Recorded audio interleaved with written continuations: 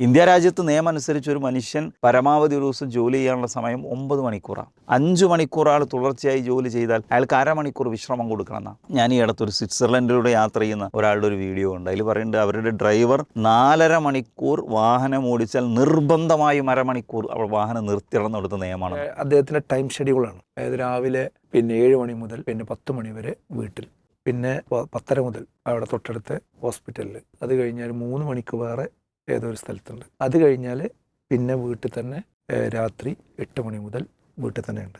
അവസാനം ചുവന്ന അക്ഷരത്തിൽ എഴുതിയിട്ടുണ്ട് എന്ത്, ഞായർ അവധി ഉണ്ടായിരിക്കുന്നതല്ല.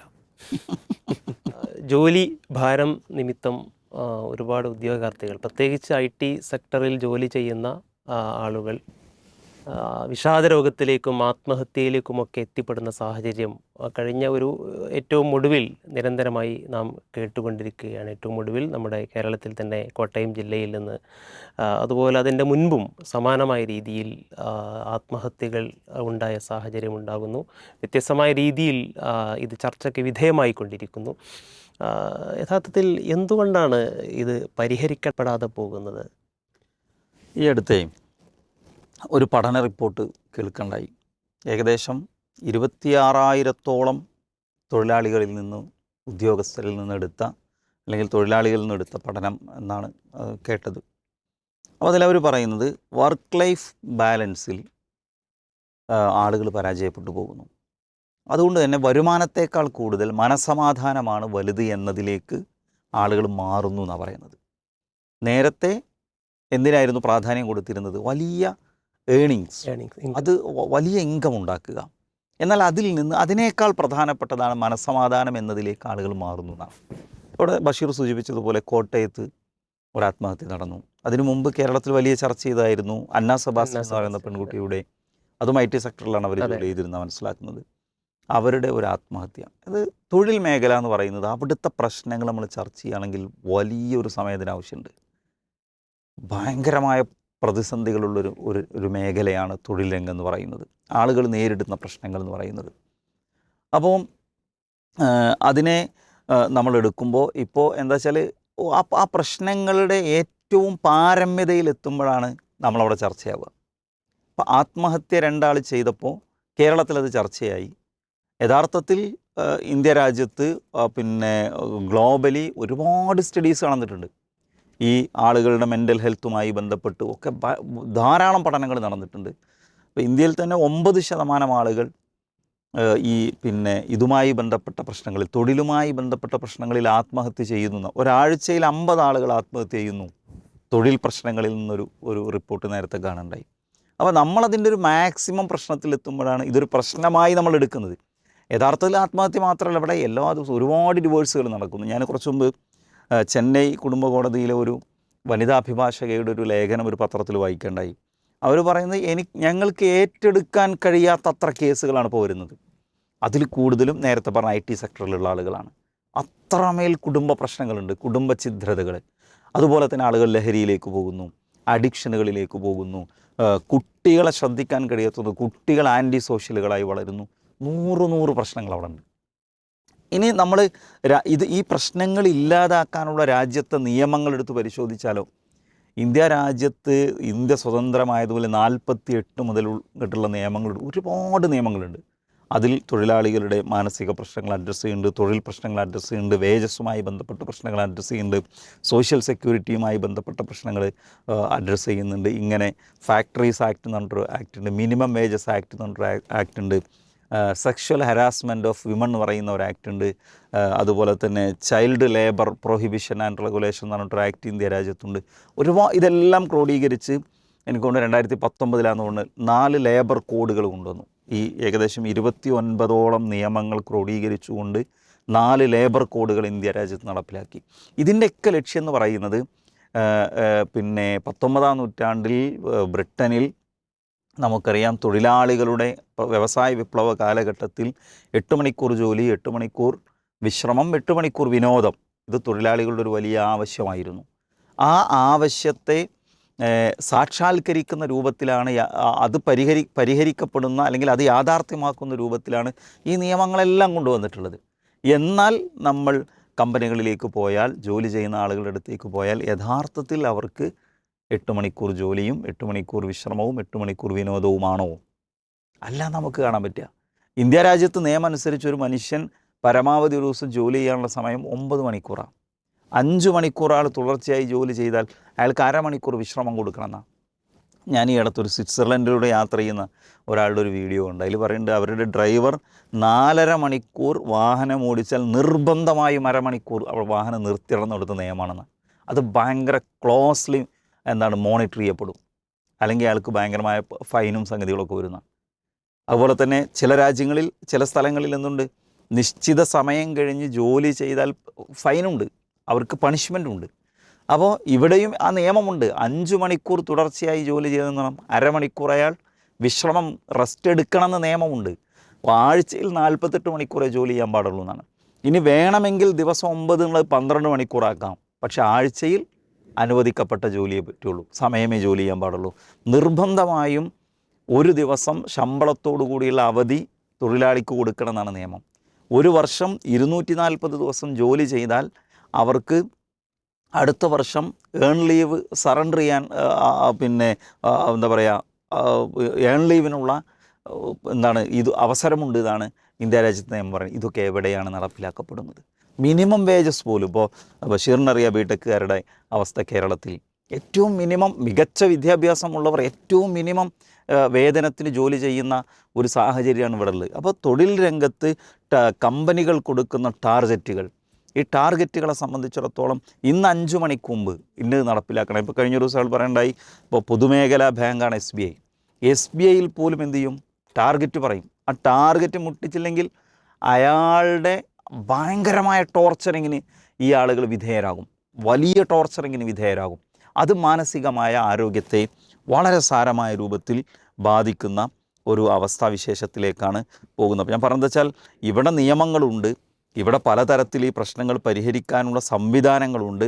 പക്ഷേ ഇതൊന്നും പരിഹരിക്കപ്പെടാതെ പോകുന്നൊരു ലാഭം എന്നതിനെ കോർപ്പറേറ്റുകൾ മുന്നിൽ വെച്ച് നടത്തുന്ന ഈ പ്രശ്നങ്ങളിൽ അതിൻ്റെ ഇരകളായി തൊഴിലാളികൾ മാറുന്നു. ഇപ്പോൾ നമ്മൾ കോഴിക്കോട് ഒരു ട്രെയിനറുടെ പ്രസംഗം വളരെ വിവാദമായി. അത് ആളുകളോട് അദ്ദേഹം സംസാരിച്ച ശൈലിയാണ് അവിടെ കച്ചവടക്കാർ എതിർത്ത്. ഞാൻ അദ്ദേഹത്തിൻ്റെ ആ സമയത്ത് 2-3 വീഡിയോസ് കണ്ടിരുന്നു. അദ്ദേഹം പ്രയോഗിക്കുന്ന വാക്ക് എന്ന് പറഞ്ഞാൽ മനുഷ്യത്വം എന്ന് പറയുന്നത് അടുത്തു കൂടെ പോകാത്ത വാക്കാണ്. നിങ്ങൾ എന്തിനൊരാൾക്ക് കടം കൊടുക്കണം? നിങ്ങൾ എന്തിന് നിങ്ങളുടെ ജോലിക്കാരന് ലാഭം ഉണ്ടാക്കി കൊടുക്കണം? ലാഭം എന്നതിനെക്കുറിച്ച് മാത്രം നിങ്ങൾ ചിന്തിച്ചാൽ മതി എന്നാണ് പറയുന്നത്. അഥവാ അവിടെ മാനവികതയ്ക്ക് പ്രാധാന്യമില്ല, മനുഷ്യത്വത്തിന് പ്രാധാന്യമില്ല, വ്യക്തികളുടെ അവകാശങ്ങൾക്ക്, മാനുഷികമായ അവകാശങ്ങൾക്ക് യാതൊരുവിധ പ്രസക്തിയും ഇല്ലാത്ത വിധം. ഇതാണ് കോർപ്പറേറ്റുകൾ ഇങ്ങനെയാണ് ചിന്തിക്കുന്നത്, കമ്പനികൾ, തൊഴിൽദാതാക്കൾ ഇങ്ങനെയാണ് ചിന്തിക്കുന്നത്. സ്വാഭാവികമായും അതിൻ്റെ പ്രതിസന്ധികൾ തൊഴിലാളികൾ അനുഭവിക്കേണ്ടി വരുന്നു. ഇപ്പോൾ വലിയ കോർപ്പറേറ്റുകളെ സംബന്ധിച്ചിടത്തോളം അവർക്ക് ധാർമ്മികത പോലും ഇതിലൊന്നും ഒരു പ്രശ്നമല്ല. അപ്പോൾ നാളെ ഒരാൾ പറയണ്ടായി, ഇന്ത്യയിൽ തന്നെ എന്നാണ് തോന്നുന്നു, ഒരു വലിയ സ്ഥാപനത്തിൻ്റെ മുന്നിൽ ഒരു ATM ഉണ്ട്. ആ ATMൽ പൈസ അങ്ങോട്ടിട്ട് കോണ്ടം കിട്ടുന്നതാണ്. അതായത് നിങ്ങൾക്കിനി എന്തെങ്കിലും മാനസിക പ്രശ്നമുണ്ടോ, നിങ്ങൾ പോയിട്ട് നിങ്ങളുടെ സെക്ഷൽ ആയിട്ടുള്ള ആ വഴി സ്വീകരിച്ച് നിങ്ങളുടെ മാനസിക സമ്മർദ്ദം തീർത്തോളി. എന്നാലും ഞങ്ങൾ പറയുന്ന ടാർഗറ്റ് നിങ്ങൾ എന്ത് ചെയ്യണം, അത് നിർബന്ധമായും അച്ചീവ് ചെയ്തിരിക്കണം.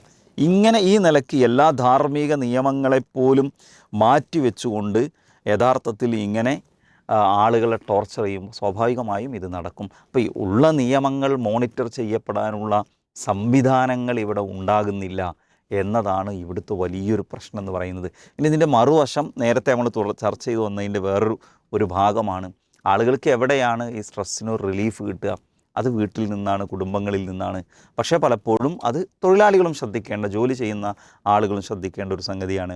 ഇങ്ങനെ ജോലി ചെയ്ത് വീട്ടിലേക്ക് എത്തുമ്പോൾ ഇയാൾക്ക് പകലാണ് ഷിഫ്റ്റെങ്കിൽ ഭാര്യയ്ക്ക് നൈറ്റായിരിക്കും ഷിഫ്റ്റ്, ഭാര്യയ്ക്ക് പകലാണ് ഷിഫ്റ്റെങ്കിൽ ഇയാൾക്ക് നൈറ്റായിരിക്കും ഷിഫ്റ്റ്. ഇനി ഇതിൻ്റെയൊക്കെ ഇടയിൽ കടന്ന് ബുദ്ധിമുട്ടുന്ന മക്കളുമുണ്ട്. ഇങ്ങനത്തെ കുറേ പ്രശ്നങ്ങൾക്കിടയിലാണ് യഥാർത്ഥത്തിൽ തൊഴിലാളികളുടെ അവസ്ഥ മുന്നോട്ട് പോകുന്നത്. ഇവിടെ നിയമങ്ങൾ ഉണ്ടാക്കിയാൽ പോരാ, അത് ഭംഗിയായി നടപ്പിലാക്കാൻ സാധിക്കണം.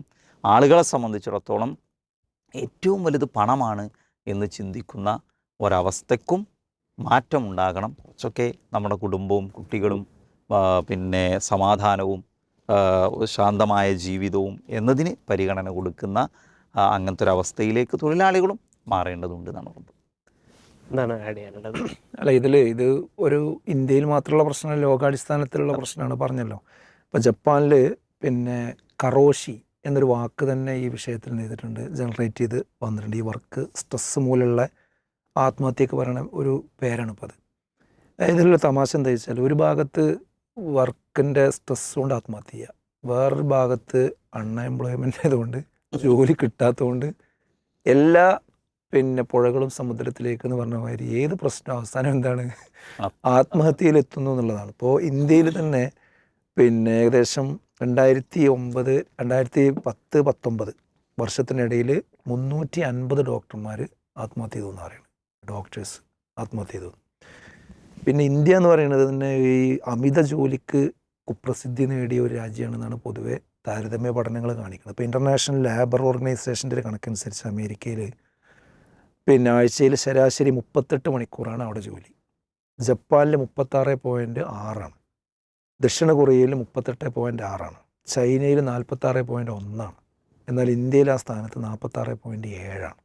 അതായത് ഇന്ത്യയാണ് എന്ത് ചെയ്യുന്നത്, പിന്നെ ഏറ്റവും കൂടുതൽ ആളുകളെ കൊണ്ട് ജോലി എടുപ്പിക്കുന്നതാണ്. ഇപ്പോൾ കഴിഞ്ഞ വർഷം ഇന്ത്യൻ ടെക് കോടീശ്വരനും അതുപോലെ തന്നെ ഇൻഫോസിസിൻ്റെ സ്ഥാപകനുമായിട്ടുള്ള നാരായണമൂർത്തി ഒരു വിവാദ പ്രസ്താവന നടത്തിയിരുന്നു. അദ്ദേഹം പറഞ്ഞ ആഗോളതലത്തിൽ രാജ്യത്തെ മത്സരിക്കാൻ സഹായിക്കുന്നതിന് നമ്മുടെ യുവാക്കളായ ഇന്ത്യക്കാർ ആഴ്ചയിൽ 70 മണിക്കൂറെങ്കിലും ജോലിയാണ്.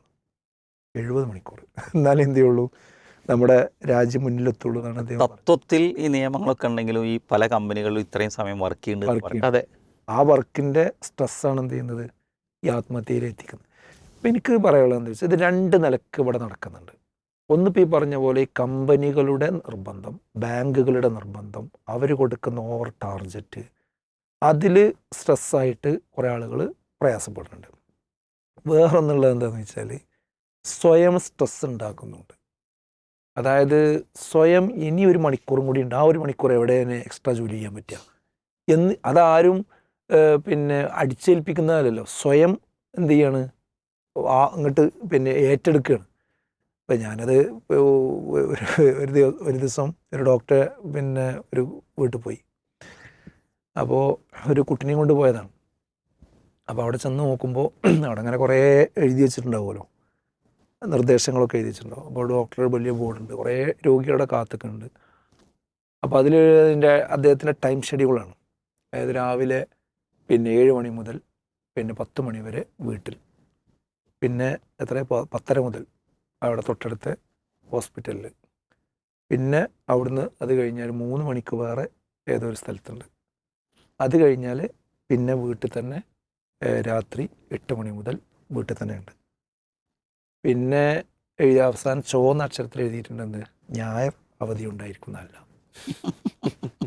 അപ്പം ഞാനിങ്ങനെ നമ്മളിങ്ങനെ ഇരുന്ന് ഇത് പോകുന്നു.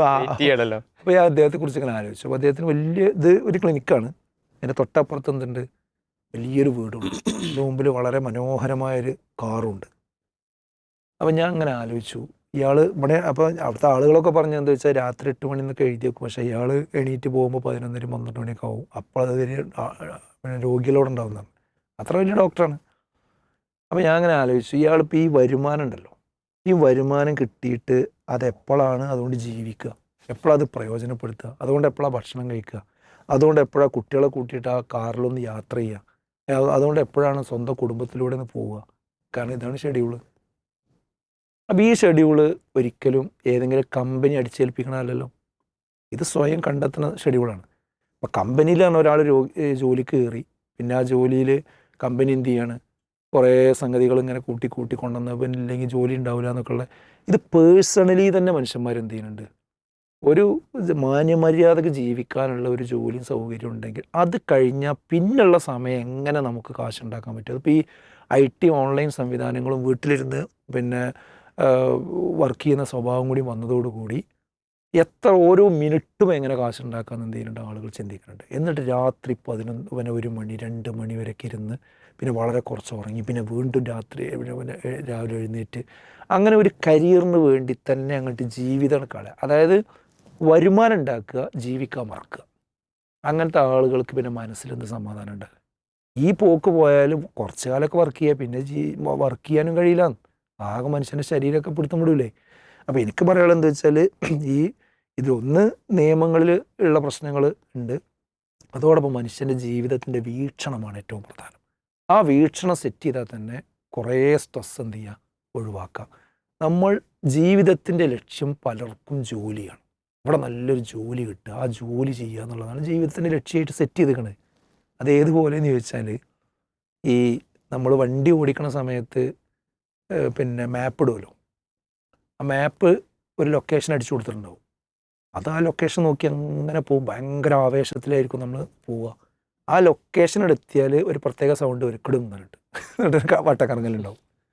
അത് കഴിഞ്ഞ് അതേപോലെ ഒരാൾ ജോലിയാണ് ലക്ഷ്യം വെച്ചുകൊണ്ട്, അതാണ് ജീവിതത്തിൻ്റെ എല്ലാം സെറ്റ് ചെയ്ത് കണ്ട് ഇങ്ങനെ പോവുകയാണ്, ഭയങ്കര യാത്രയായിരിക്കും. പക്ഷെ ആ ജോലി കിട്ടി, പിന്നെന്താ, പണം സമ്പാദിച്ചു, ഇനി എന്ത്, ഈ പൈസ എന്ത് ചെയ്യും, ഇനി എപ്പോഴാണ് ജീവിക്കുക, എന്താ ജീവിതം? അപ്പോൾ മനുഷ്യന് ജീവിതത്തിൻ്റെ ലക്ഷ്യം സെറ്റ് ചെയ്ത് കൊടുത്ത് വന്ന ഭീമാബദ്ധമാണെന്ത് ഇതിലുള്ള ഏറ്റവും പ്രധാനപ്പെട്ട ഒരു ഘടകം എന്നാണ് ഞാൻ മനസ്സിലാക്കുന്നത്. ജീവിതത്തിൻ്റെ ലക്ഷ്യം എന്ന് പറയുന്നത് ജോലിയല്ല. ജോലി എന്ന് പറയുന്നത് തൽക്കാലം അവിടെ ജീവിക്കാനുള്ളൊരു മാർഗ്ഗമാണ്. മനുഷ്യ ജീവിതത്തിൻ്റെ ലക്ഷ്യം മരണാനന്തരമുള്ള ജീവിതമാണ്. അവിടെയാണ് മനുഷ്യന് എന്നെന്നും ജീവിക്കാനുള്ള ഒരു സ്വർഗ്ഗലോകം. അതങ്ങനെ തന്നെ വിശ്വസിച്ച്, അപ്പോൾ ഇവിടെ തൽക്കാലം നമുക്കൊരു പരീക്ഷാ ഹാളാണ്. ഈ ലോകം എന്ന് പറയുന്നത് ഒരു പരീക്ഷാ ഹാളാണ്. ഈ പരീക്ഷാ ഹാളിൽ പരീക്ഷ എഴുതണമെങ്കിൽ നമ്മളെ കയ്യിലൊരു വെള്ളക്കുപ്പി വേണം, നമുക്കൊരു ഭക്ഷണം വേണം, അല്ലേ, നമുക്ക് ഇരിക്കാനും സ്ഥലം വേണം. അതേപോലെ ഇവിടെ ഈ തൽക്കാലം എന്ത് ചെയ്യണം, യഥാർത്ഥ ലക്ഷ്യത്തിലേക്കുള്ള യാത്രക്കിടയിൽ നമുക്ക് ജീവിക്കാനൊരു ഷെൽട്ടർ വേണം. അതുപോലെ നമുക്ക് പിന്നെ മറ്റു കാര്യങ്ങൾ നിർവഹിക്കാൻ വേണ്ടി ഒരു ജോലി വേണം, ഒരു ശമ്പളം വേണം. അല്ലാതെ എല്ലാം ജോലിയാണ്, എല്ലാം ശമ്പളമാണ്, എല്ലാം വീടാണ് എന്ന് വിചാരിക്കാൻ പാടില്ല. അപ്പോൾ ജീവിതത്തിൻ്റെ ലക്ഷ്യബോധത്തിൽ മാറ്റം ഉണ്ടായെങ്കിൽ മാത്രമേ മനുഷ്യന് റിലാക്സ് ആയിട്ട് എന്ത് ചെയ്യാൻ പറ്റുള്ളൂ, ഈ കാര്യങ്ങൾ ജോലി ചെയ്തുകൊണ്ട് മുന്നോട്ട് പോകാൻ കഴിയുള്ളൂ. അല്ലെങ്കിൽ കമ്പനികൾ അടിച്ചേൽപ്പിക്കുന്ന സ്ട്രെസ്സും സ്വയം അടിച്ചേൽപ്പിക്കുന്ന സ്ട്രെസ്സിലും പെട്ട് ആത്മഹത്യകൾ വർദ്ധിച്ചുകൊണ്ടേയിരിക്കും. ഇതിലൊരു പോയിന്റ് കൂടി എനിക്ക് ആഡ് ചെയ്യണം തോന്നുന്നത്, ഇപ്പോൾ നമ്മൾ ഇവർ നേരിടുന്ന പ്രശ്നത്തെക്കുറിച്ചാണ് പറയുന്നത്. ഇവിടെ പ്രശ്നം നേരിട്ട് ഇവർ എത്തിപ്പെടുന്നത് എങ്ങോട്ടാണ്? ആത്മഹത്യയിലേക്കാണ്. അപ്പം നമ്മൾ ആ ഒരു പോയിന്റ് ഇതിൽ പറയണമെന്നാണ് തോന്നുന്നത്. നമുക്ക് അങ്ങനത്തെ ഒരു പ്രശ്നം ഉണ്ടായാൽ അത് വേഗം പിന്നെ ആത്മഹത്യനെ കുറിച്ചല്ല ചിന്തിക്കേണ്ടത്, ഏറ്റവും അപകടകരമായ ഒരു സംഗതികളെക്കുറിച്ചല്ല ചിന്തിക്കേണ്ടത്. ഈ പറഞ്ഞതുപോലെ നമ്മുടെ മനോഭാവത്തിൽ ചില മാറ്റങ്ങൾ വരുത്തേണ്ടി വരും. ചിലത് നമുക്ക് ഇട്ടെറിഞ്ഞു പോരുന്നു എന്നുള്ളതുകൊണ്ട് അതന്നെയാണ് വലുതെന്ന് ചിന്തിക്കുമ്പോഴേ അതൊരു നഷ്ടമായി വരുള്ളൂ. ചിലത് നമ്മൾ ചില ആളുകളായിട്ട് ഇപ്പോൾ വളരെ സിമ്പിളായി ചെയ്യാവുന്ന ജോലികളും ചില ആളുകളുടെ ഒരു വ്യക്തിത്വ പ്രശ്നം കാരണം അവർ സ്ട്രെസ്സിലേക്ക് പോകാറുണ്ട്. അപ്പോൾ അതിനൊക്കെ പരിഹാരങ്ങളുണ്ട്. ആ പരിഹാരങ്ങൾ അന്വേഷിച്ച് പോകണം. അതല്ലാതെ വേഗം ഏറ്റവും അപകടകരമായ ഒരു പൊസിഷൻ എടുക്കുകയല്ല വേണ്ടത്. അത് ഗുരുതരമായ തീരുമാനമാണ്, വളരെ അപകടകരമായ തീരുമാനമാണ്. ഒരിക്കലും അത്തരമൊരവസ്ഥയിലേക്ക് പോകാതിരിക്കാൻ ശ്രദ്ധിക്കണമെന്ന് ആളുകളെ ഒന്ന് ഓർമ്മപ്പെടുത്തുകയാണ്.